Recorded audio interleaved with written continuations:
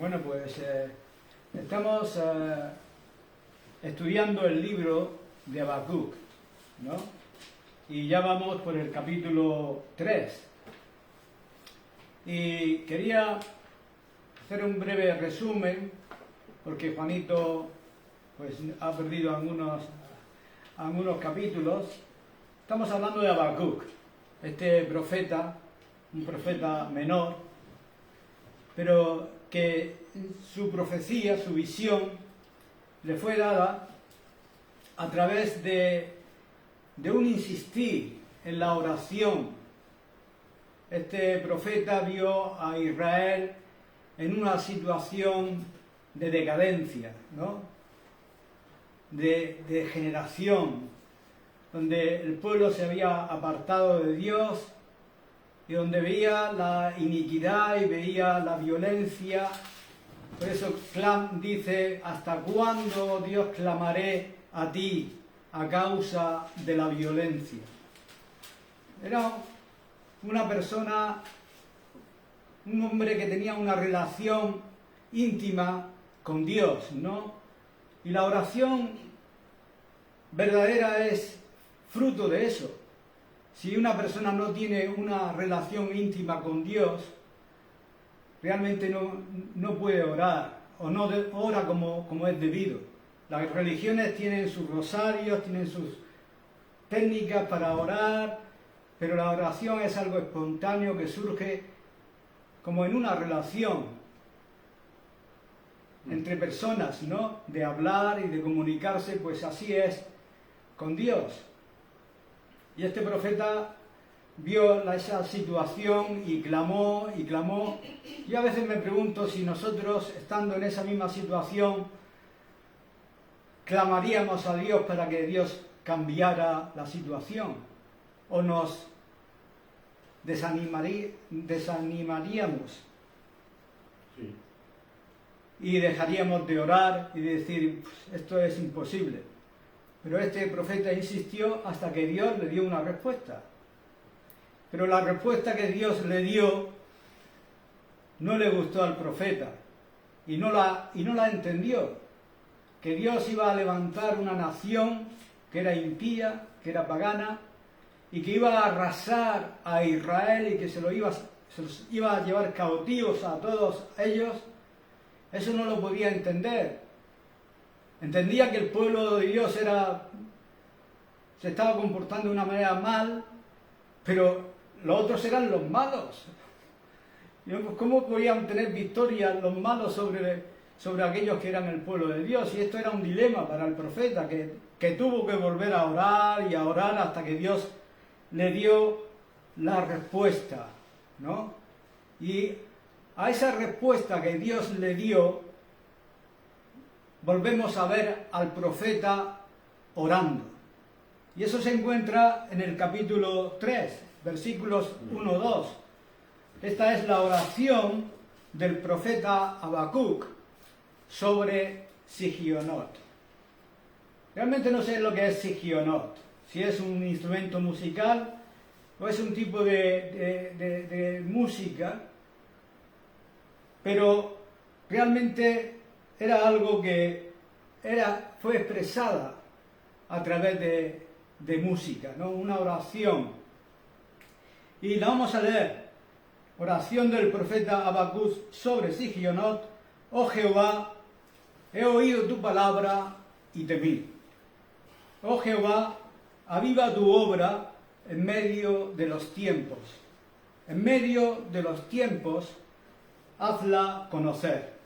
En la ira, acuérdate de la misericordia. Y esta es realmente la respuesta a esa visión, esa revelación que Dios le dio acerca de esta situación que iba a venir sobre Israel por causa de su rebelión, de su pecado, de su infidelidad, de su apostasía. Y la vemos, ¿no? Que fue expresada la respuesta del profeta por medio de la oración, ¿no? Y esta es una pieza maravillosa de poesía, este tipo de oración que hizo. Por eso se le titula la oración del profeta Habacuc sobre Sigineo. Fue una oración, como he dicho antes, acompañada de música, ni triste ni alegre, sino expresiva, con una profunda emoción. Sin duda que el profeta fue movido hasta las fibras más profundas de su ser con emociones conflictivas, pero predominando aquellas de triunfo y de victoria. Todo el capítulo es un registro de la oración del profeta. La oración es más que una simple petición e incluye alabanza, agradecimiento, reminiscencia y adoración. El recordar la historia tal como lo hace el profeta es con frecuencia una parte esencial de la oración. Las grandes oraciones de la Biblia son aquellas que los hombres han efectuado recordándole a Dios lo que Él ha hecho en el pasado. Basaron sus peticiones sobre esos hechos, de manera que todo este capítulo constituye una gran oración. El segundo versículo de este capítulo es un modelo de lo que debe ser la actitud de un cristiano en un tiempo de crisis y de adversidad. Hoy nos enfrentamos con una situación mundial que bien puede conducir a los creyentes de mente espiritual a pensar en este libro de Habacuc. Nuestro problema vuelve a ser: ¿por qué Dios no interviene en nuestra situación? ¿Por qué permite Dios estas cosas? ¿Por qué es que los impíos tienen tanto éxito? ¿Por qué no desciende Dios para avivar a su iglesia? Ante estas situaciones, nuestra actitud debe ser la misma del profeta. ¿Lo es en verdad?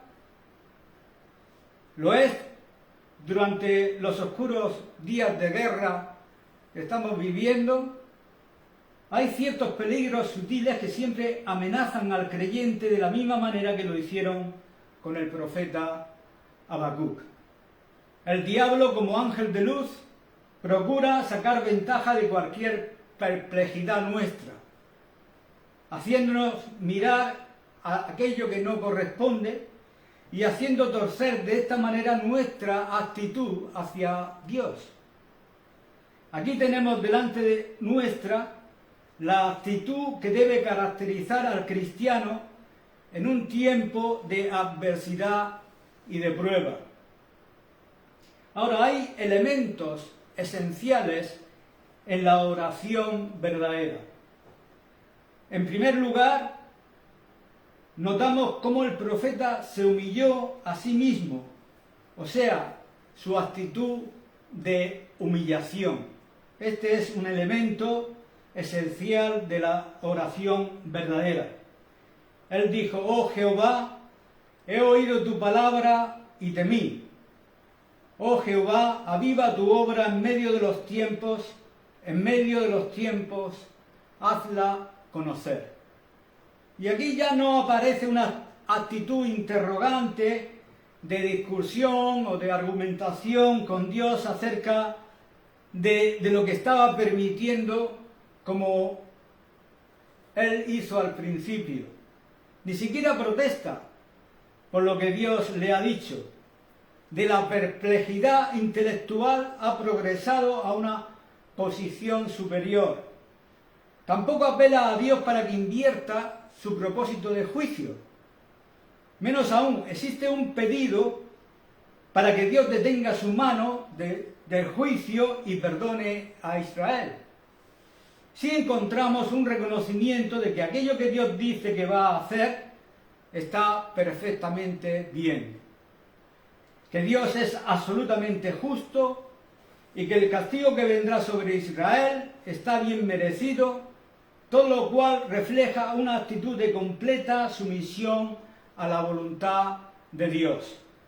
No hay ningún esfuerzo por defender a Israel o a sí mismo, sino una franca confesión de pecado y un reconocimiento de la justicia, santidad y rectitud de Dios. Como Daniel dice, nuestra es la confusión de rostro. No queda un solo vestigio de justicia propia, sino un completo reconocimiento de pecado y total sumisión al juicio de Dios que se avecina sobre la nación. ¿Cómo llegó Habacuc a esta posición? Al parecer ocurrió cuando dejó de pensar en su propia nación o en los caldeos que venían y contempló solo la santidad y la justicia de Dios contra el oscuro fondo del pecado del mundo. Nuestros problemas con frecuencia pueden verse en nuestra insistencia en mirar el problema inmediato según nuestra propia óptica, en lugar de observarlo a la luz de Dios. Mientras Habacuc estaba mirando a Israel y a los caldeos, estuvo turbado. Ahora los ha dejado a un lado y sus ojos se han fijado en Dios. Ha vuelto a la esfera espiritual de la verdad, de la santidad de Dios, del pecado del hombre y del mundo, de manera que puede ver las cosas en una perspectiva completamente nueva. Ahora está ocupado en la gloria de Dios y no en otra cosa. Tuvo que olvidar que los caldeos eran peores pecadores que los judíos y reconocer que Dios los iba a utilizar a pesar de plantear un problema tan complejo.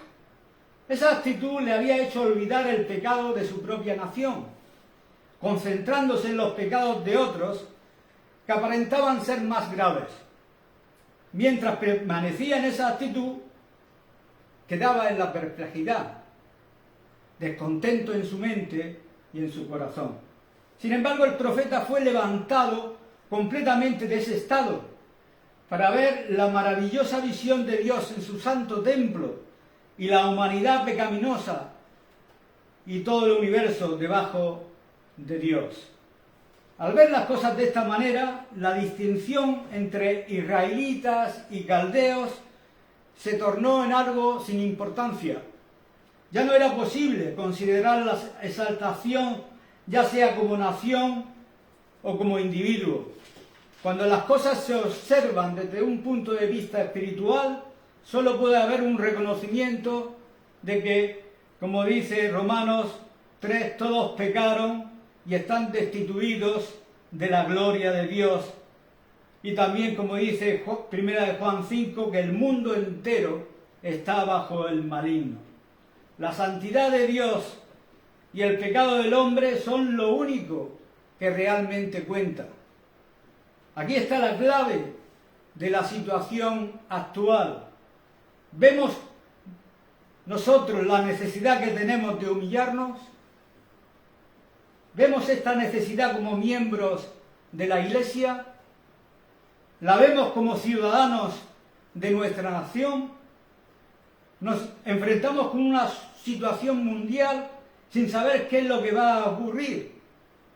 ¿Habrá otra guerra mundial? Si nuestra actitud todavía es ¿por qué Dios permite esto?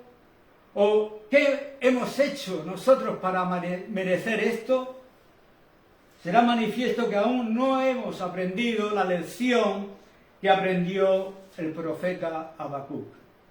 No nos hemos humillado lo suficiente. Hemos pasado por alto que las dos grandes guerras mundiales fueron la consecuencia inevitable de la impiedad que rondaba durante los últimos 100 años. Y todo por la arrogancia y el orgullo del hombre. ¿Ha reconocido la Iglesia cristiana que su condición actual y mucho de su sufrimiento se debe al castigo de Dios por la infidelidad y apostasía que la misma Iglesia ha caído? Por mucho tiempo la propia Iglesia ha negado lo sobrenatural y milagroso, poniendo en duda la deidad de Dios y exaltando la filosofía por encima de la revelación. ¿Tiene la Iglesia derecho a protestar si es que ahora está pasando por tiempos difíciles? ¿Se ha humillado en polvo y ceniza? ¿Ha reconocido y confesado su pecado? ¿Tiene acaso el mundo derecho a protestar? A pesar de los juicios de Dios sobre nosotros, ¿ha habido humillación? ¿Existe un espíritu de arrepentimiento? Y si lo hay, ¿dónde está? No es bíblico ni tampoco espiritual el mirar solo a lo que es evidentemente impío. Cristianos y aún líderes cristianos tienden a dar la impresión que el único problema que tenemos es el comunismo o el islamismo, otro ismo. Han caído en el error en que Habacuc estuvo por un tiempo. Con frecuencia oímos decir, la iglesia cristiana no es perfecta, pero el comunismo es peor. O la iglesia no es todo lo que debe ser, pero miren tal o tal cosa. La lección que aprendió Habacuc no la aprenderemos con esa actitud, porque no vemos la verdadera necesidad de la humillación. Muchos solo ven ese problema, o los caldeos, o los comunistas, y mientras permanecen mirando ese problema, no sienten ninguna necesidad de arrepentirse, ni de humillarse. La lección que aprendió el profeta Habacuc fue que ya no se trataba de un problema de nacionalismo, de antagonismo entre naciones, no se trataba de otra cosa que la santidad de Dios y el pecado. No queda otra cosa para hacer sino humillarnos delante de Dios. Nada podría ser tan desastroso o tan antibíblico como que la Iglesia considere que su primer deber es combatir al comunismo y menos aún el ser conducido a tal campaña por la Iglesia romana. No hay tal cosa como la unión de la Iglesia y el Estado. Estos problemas no deben ser considerados políticamente, sino espiritualmente. Nuestra principal preocupación debe estar en la santidad de Dios y el pecado del hombre, ya sea en la Iglesia, en el Estado o en el mundo. A pesar de todo lo que se pueda decir del comunismo o de cualquier otro ismo, como he dicho, del islamismo, que se oponga a Cristo, lo primero que debemos preguntar debe ser, ¿y qué de mí mismo? ¿Significa el hecho que hay otros peores que yo esté bien? Daniel y Habacuc no lo vieron así. Todos nosotros, al igual que Habacuc, debemos confesarle a Dios, hemos pecado contra ti y no tenemos derecho alguno de rogar en tu presencia que mitigues la sentencia. Tal autohumillación es requerida con urgencia. Luego existe un segundo elemento en la oración y es el de la adoración. El profeta dijo, oh Jehová, he oído tu palabra y temí. Temor no significa en este caso que Habacuc sintió miedo por las cosas que habían de venir. No se trataba del temor por el sufrimiento que había de venir. La expresión sugiere más bien estar embargado por el asombro en la presencia de un Dios tan grande. La de una profunda adoración y respeto por Dios y por sus caminos. Dios le había hablado acerca de su plan histórico y el profeta, meditando sobre el hecho de que Dios está en su santo templo y que todo el mundo está bajo sus pies, quedó maravillado y asombrado. Cuando reconoció la santidad y el poder de Dios, dijo, temí. La actitud de temor reverente de la que se habla en Hebreos 5:7 es una actitud que no vemos entre cristianos, ni siquiera entre evangélicos. Existe un exceso de liviana familiaridad con el Altísimo Dios. Gracias a Él podemos entrar en su presencia confiadamente por medio de la sangre de Jesucristo. Sin embargo, esto jamás debería reducir nuestra reverencia y nuestro piadoso temor hacia Él. El antiguo pueblo de Dios, y en particular los más espirituales de entre ellos, vivían tan conscientes de la santidad y de la grandeza de Dios que aún temblaban al invocar su nombre. La santidad y el poder de Dios les hacía temblar y quedaban prácticamente estupefactos.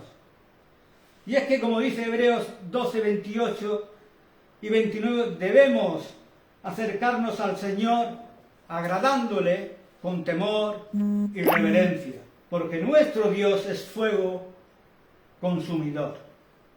Esto es esencial para un buen entendimiento de los tiempos en que vivimos. Debemos aprender a ver a Dios en su santo templo, por encima del flujo de la historia y por encima de las cambiantes escenas del tiempo. En la presencia del Señor, lo que más sobresale es la naturaleza santa de Dios y nuestro propio pecado. Nos humillamos y con reverencia le adoramos. Finalmente llegamos al aspecto de la petición. El apóstol Pablo dice: por nada estéis afanosos, sino sean conocidas vuestras peticiones delante de Dios en toda oración y ruego. ¿Esto es mío?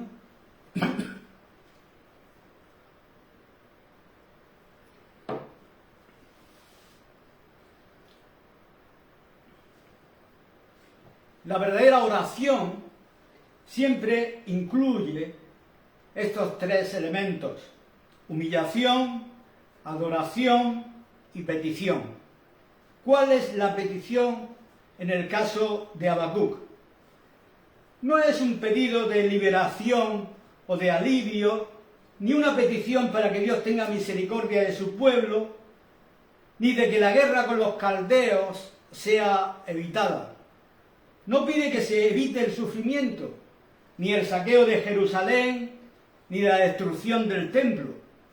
No efectuó tal petición porque había llegado a comprender que estos eventos eran inevitables y estaban bien merecidos. No le pide a Dios que cambie su plan. La sola carga que pesa sobre el profeta ahora es su preocupación por la causa de Dios, por la obra de Dios y el propósito de Dios en su propia nación y en el mundo entero. Había llegado al punto en que, en efecto, podía decir: lo que yo y mis compatriotas tengamos que sufrir no importa, con tal que tu obra sea avivada y mantenida con pureza. Su gran ruego es que Dios avive su obra en medio de los tiempos. Él dijo: oh Jehová, aviva tu obra en medio de los tiempos. En medio de los tiempos, hazla conocer. La expresión de en medio de los tiempos o en medio de los años tiene que ver con esas cosas terribles que estaban profetizadas para ser cumplidas en esos tiempos. Una paráfrasis adecuada podría ser: en medio de los tiempos de sufrimiento y calamidad que tú has predicho, aún en medio de ellos, oh Señor, aviva tu obra. Esta es una oración sumamente apropiada para la Iglesia en el día de hoy. Si estamos más preocupados por el riesgo que significa afrontar otra guerra mundial que por la pureza y bienestar espiritual de la Iglesia, esto representa una seria reflexión sobre nuestro cristianismo. ¿Qué es lo que principalmente nos preocupa como creyentes? ¿Son los eventos del mundo que nos rodea? ¿O es el nombre y la gloria de nuestro Dios Todopoderoso, la salud y condición espiritual de la Iglesia, la prosperidad y el futuro de su causa entre los hombres? Para Habacuc solo había una preocupación. A pesar de saber lo que iba a ocurrir, rogó por un avivamiento de la causa de Dios en Israel. La palabra hebrea utilizada para avivar tiene el significado primario de preservar o mantener vivo. El gran temor de Habacuc era que el pueblo de Dios fuera completamente destruido, de manera que oró pidiendo: preserva, oh Dios, mantén en vida, no permitas que sea abatido. Además, avivar no solo significa mantener en vida o preservar, sino también purificar, corregir y eliminar lo malo. Esta es siempre una acción esencial en la obra de avivamiento que Dios hace. En cada una de las historias de avivamiento leemos que Dios ha purificado, eliminando el pecado, la escoria y las demás cosas que frenaban su causa.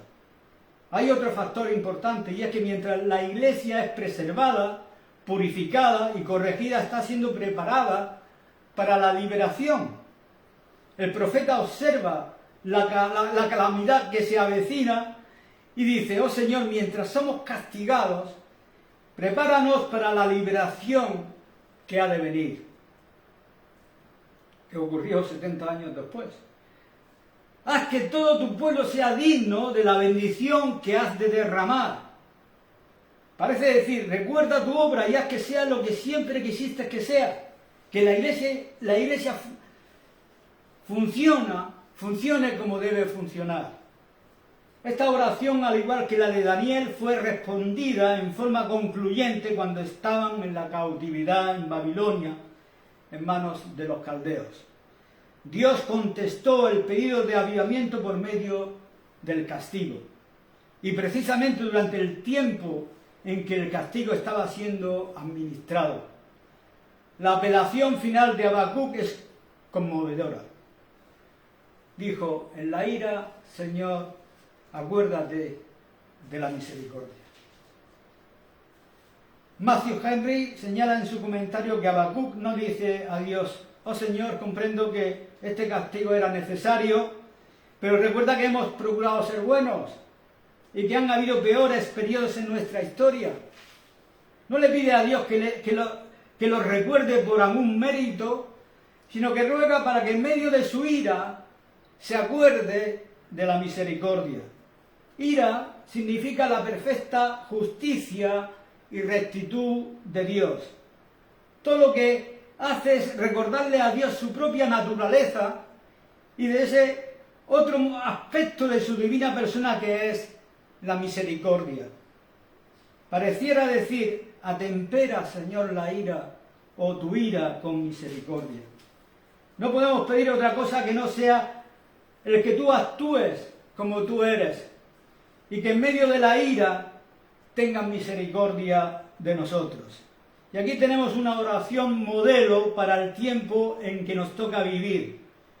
En los días de oración nacional, durante la Segunda Guerra Mundial, parecía predominar el criterio que nosotros estábamos bien y que todo lo que deberíamos hacer era pedir a Dios que derrotara a nuestros enemigos, quienes eran los únicos que estaban mal. No se dio lugar a una verdadera humillación, ni a la confesión de pecado, ni lamento por nuestra pecaminosidad y nuestro apartamiento de Dios. El mensaje del libro de Habacuc es que hasta tanto no nos humillemos en verdad, olvidando a los demás y a aquellos que son peores que nosotros, hasta que no veamos tal como somos en la presencia del Señor y confesemos nuestros pecados y nos encomendemos en sus manos todopoderosas, no tenemos derecho a disfrutar de la paz y la felicidad. Mientras el mundo no aprenda estas tremendas lecciones de la palabra de Dios, no hay esperanza para él. Habrá guerras y más guerras. Que Dios nos dé la gracia para aceptar este mensaje de la Biblia y aprender a ver las cosas no desde el punto de vista político, sino del espiritual. Este principio tiene también una aplicación personal. Debemos enfrentar nuestra situación personal de la misma manera, preguntándonos: ¿hay algo en mi vida que esté mereciendo el castigo de Dios? examinémonos y humillémonos bajo la poderosa mano de Dios y preocupémonos principalmente por el estado de nuestras almas. El problema es que siempre miramos a la situación y al problema en lugar de procurar descubrir si hay algo en nuestra vida que le conduce a Dios a proceder de esta manera. En el momento en que yo me preocupo realmente de mi corazón, en lugar de mi aflicción, estoy ya transitando por la avenida de la bendición de Dios. La epístola a los Hebreos declara que la disciplina es una prueba de que somos hijos de Dios. El Señor lo dice en Hebreos 12:6, el Señor al que ama disciplina. Si no sabemos lo que significa la disciplina, deberíamos alarmarnos y preguntarnos si realmente somos hijos de Dios. Él se interesa por nosotros y se ha propuesto llevarnos a la perfección. Si no escuchamos su voz, buscará otra forma para llevarnos al fin propuesto por Él. El Señor, al que ama, disciplina y azota a todo el que recibe por hijo. Cuando las cosas nos son aparentemente adversas, no debemos analizar la situación y formular preguntas, sino mirarnos a nosotros mismos y preguntar, ¿cómo está mi corazón? ¿Qué me está diciendo el Señor por medio de esto? ¿Qué es lo que hay en mí que está mereciendo esta acción por parte de Dios? Después de examinarnos y humillarnos, deberíamos colocarnos en las manos de Dios y decir, tu camino y no el mío, Señor. No importa cuán duro sea. Mi única preocupación es que mi corazón esté bien contigo. Solo pido que en la ira recuerdes la misericordia, pero sobre todo continúa con tu obra para que mi alma sea avivada y que sea agradable a tus ojos. Esa fue la actitud de Habacuc, fue la actitud de todos los verdaderos profetas de Dios. Es siempre la actitud de la Iglesia en todo tiempo de despertar espiritual y avivamiento. Es la única actitud correcta, bíblica y espiritual para la Iglesia y para cada creyente en lo individual en esta hora presente. Deberíamos pensar menos en la amenaza del comunismo, del islamismo, de cualquier ismo que ponga en peligro a la Iglesia y estar más preocupados acerca de su salud y su pureza y por sobre todo esto mostrar una preocupación por la santidad de Dios y el dolor por el pecado humano que Él tuvo. Amén. Amén.